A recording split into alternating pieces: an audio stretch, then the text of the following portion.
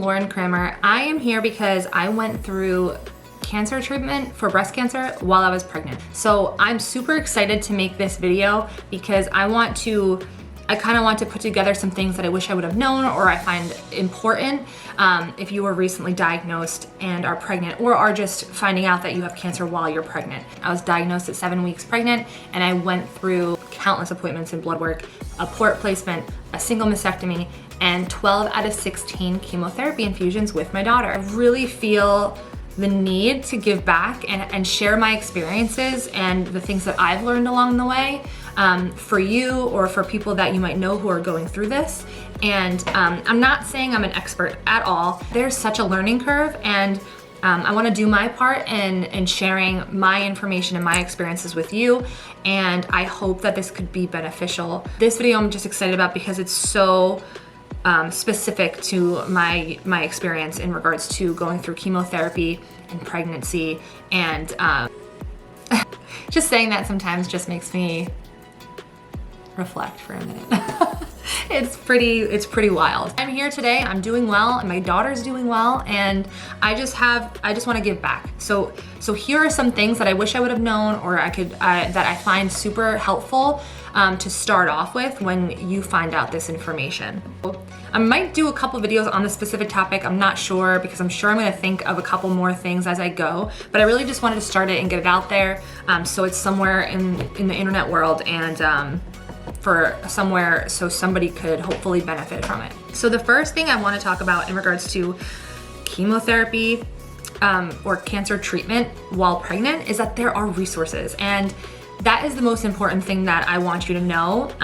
If you don't watch anything else in this video, just know that there are resources, and I'm gonna list a few here. I will talk about them, and then I'll put them in the link, or I'll put them in the caption below, so you could hopefully find your way there, because there are some really good resources out there.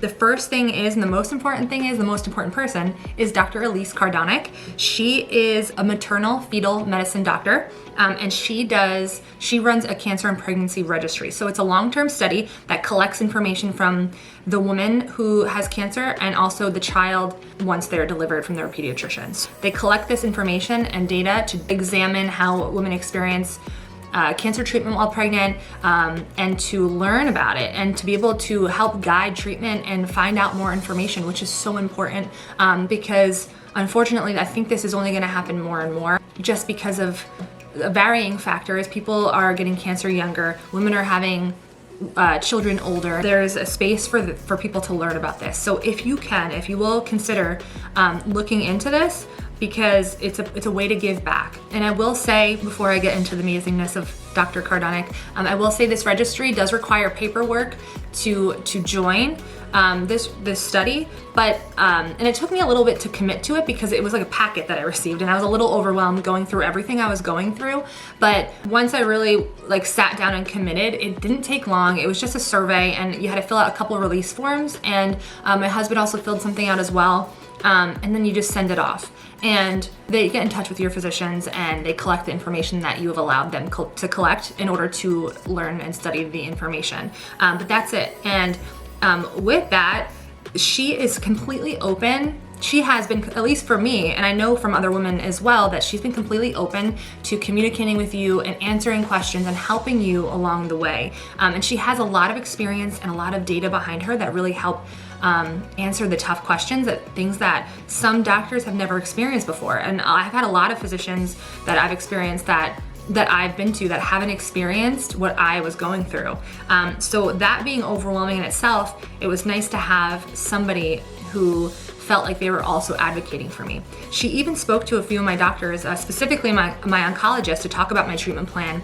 We made tweaks and medications, and we decided a few things in regards to when I take breaks, and in regards to my delivery. I did have a C-section with my daughter, and she just really helped me, and I felt like I had somebody that was on my team that knew what I was going through, and that is huge. And she's really passionate about what she does, and she never made me feel like I was inconveniencing her when I was reaching out to her. And I will say, I really didn't reach out to her that much, but she was available for me via email, and when I did have questions, I would reach out to her, and it was just extremely beneficial for my quality of life, mental health, and my treatment plan. And I don't know what I would have done without her. So again, I will link all of her information below. I'm editing the video and I just wanted to make sure that I state that everything that I'm saying was not asked by Dr. Cardonick for me to say. I just find it completely important to share information regarding her as well as the registry, because it will help women in the future. So if you have the ability and the energy to do this, I think that you should consider it. Just know that if you do take part, it'd be a way to give back and find solutions for the future women who will endure this experience. I want to add another resource right now that's called Hope for Two. It's a support network that connects women who have gone through this or who've gone through similar situations and connects them together in order to bond over that shared experience and provide support for one another, and to have just a person who understands. And that's really hard to find in this situation. It's extremely beneficial if you're looking for that. I brought up those two together first because there is also a Facebook group lingering out there called Pregnant with Cancer Support Group, and Hope for Two Network is a part of it. And a lot of women also have worked with or talked to Dr. Elyse Cardonick to find out some information. So I kind of tie those three things together because they're kind of intertwined. That is the first thing that I recommend. And just make your stop at cancerandpregnancy.com. Look for Dr. Elyse Cardonick. She has an Instagram, Cancer and Pregnancy, and then the Facebook group as well. Also, another thing in regards to social media, search hashtags. If you just want to look for people who are going through your experience, hashtag cancer and pregnancy, cancer while pregnant, or I'll try to list a few below, but there are women who do share their stories, and it's really comforting. And I hate saying the word comforting because this is such a horrible circumstance, but women do share their experience. And for the reason I'm doing it right now is that they want to spread awareness. They want to give back in some way. So I highly recommend doing that if that is something you're interested in. The next thing I want to just mention is that there is evidence that when you are going through chemotherapy while pregnant, anecdotal evidence rather, that you as a woman who's pregnant experiences less harsh side effects of the chemotherapy that you're going through. I'm not surprised by this because women are amazing and their bodies house a human and grow them, and I'm not surprised that there's some protective benefits. Now, everybody is different and everybody's unique, so it's not this like magical thing that makes you feel no side effects. That is absolutely not the case, but it is something to just kind of keep in your back pocket and think about heading into chemotherapy while you're pregnant, because it can be extremely overwhelming to learn that you have to do chemotherapy while you're pregnant, just the fear of the unknown. So it's just something that might make you feel a little bit better going into it. The next one is that there is typically no chemotherapy recommended in the first trimester due to the rapid development of the baby. It's highly avoided for that first trimester. Even though that there's no chemotherapy for the first trimester, there are some options. Some cancers can be treated the same as a woman who isn't pregnant. And I do want to say that not every, I had breast cancer. There are some cancers and there are some treatment lines that you can't do while pregnant, but there are some. So if you are going through what I experienced, which was breast cancer, that is something that could potentially be treated while pregnant. Even if you have to kind of rearrange a little bit, they still can be treated with the same course of action, maybe just in a different order. And the next thing I want to talk about is that if you are still going through chemotherapy treatment in your last trimester, you will, unless you finish prior to, you will most likely need a break from your chemotherapy. That is in order to have your body recuperate from the chemotherapy before you deliver the baby, whether it's a vaginal delivery or a C-section. I was recommended that I take a 2-week break to allow my counts to recover. I didn't get that because my water broke on its own within a week, but all was well. I took another 2-week break after that to heal, and all was going well. So I restarted chemotherapy 2 weeks after my C-section. It really went way better than I expected. So I was very nervous about healing and in terms of my C-section and restarting chemotherapy, but I really can't complain about how it went. So because we have the breaks in our treatment due to delivery of baby, sometimes I was very nervous that with that break, I know this sounds very superficial, but you will understand if you're going through this. My hair started to grow back during my last portion of chemotherapy. And I was obviously very, very excited about this. But then I realized I was going to have a break to have my baby. And I was nervous that with that break, I would start to lose my hair again once I restarted chemotherapy. But I am happy to report I kept my hair. So I was on Taxol chemo. And overall, I think it was just a 3-week break between my last chemo and the restarting after I delivered my daughter. And my hair stayed. So I was very excited about that. And the next thing I want to talk about is learning to advocate for yourself, because it's highly important. No matter whatever you're going to the doctor for, you need to learn to advocate for yourself. Not all doctors are made equal. Not everybody knows everything.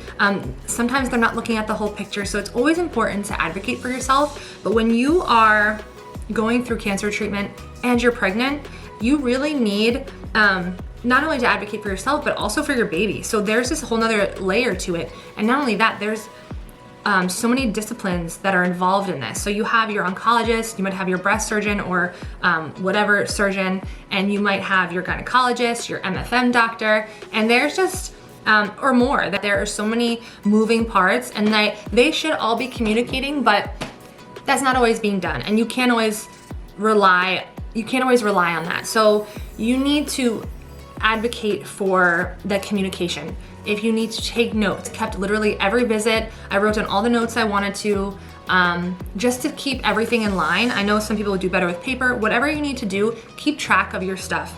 If something's going to be sent somewhere, talk to your doctors about it, ask if they received it. It's a lot of extra work, but if you don't think you can do it all, have somebody that comes with you that does it for you or that can help you with it, just to make sure the doctors are communicating. Ask them, have you talked to this doctor? Don't be afraid to advocate for yourself, and don't be afraid to ask questions. Don't be afraid to get second opinions.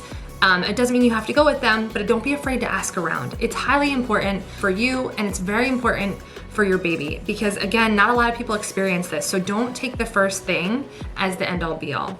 The next thing is that I learned, since I had a single mastectomy, and I was also in the middle of chemotherapy, it wasn't recommended that I breastfeed. Really hard.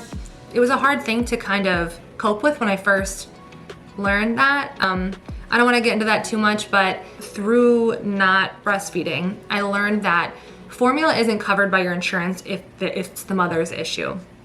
If the baby needed formula, a specific formula due to an allergy or something along those lines, then insurance might cover it. So that was really unfortunate to learn, because I can't wrap my head around why mothers wouldn't be supported in that way from insurance companies. But there were some women that spoke about donor milk and having help from insurance with donor milk. So I didn't know that at the time. That is something that I wish I knew and looked into a little bit more in depth, but I'm just sharing that information with you. So if you're interested, you could look into it. There are some companies too that will support women. I know Bobby has done a few times where they let you enter into a contest of some sort where you send your story in and they select women to supply them with formula for a year. I'm just sharing this information, so maybe if they do it again, you could look into it. There is so much to be said, and I'm gonna just cut it off there. I hope that information helps even a little bit. If you have any other questions, please comment below or reach out to me on my Instagram. It's @positively.lore. I'd be happy to talk to you and direct you in any way that I can, or just if you want to chat, I am here. I know we need to lean on each other and support one another, so that is why I'm here. I hope that you found this video beneficial, and if you know somebody going through this, please share it. I will see you in the next video.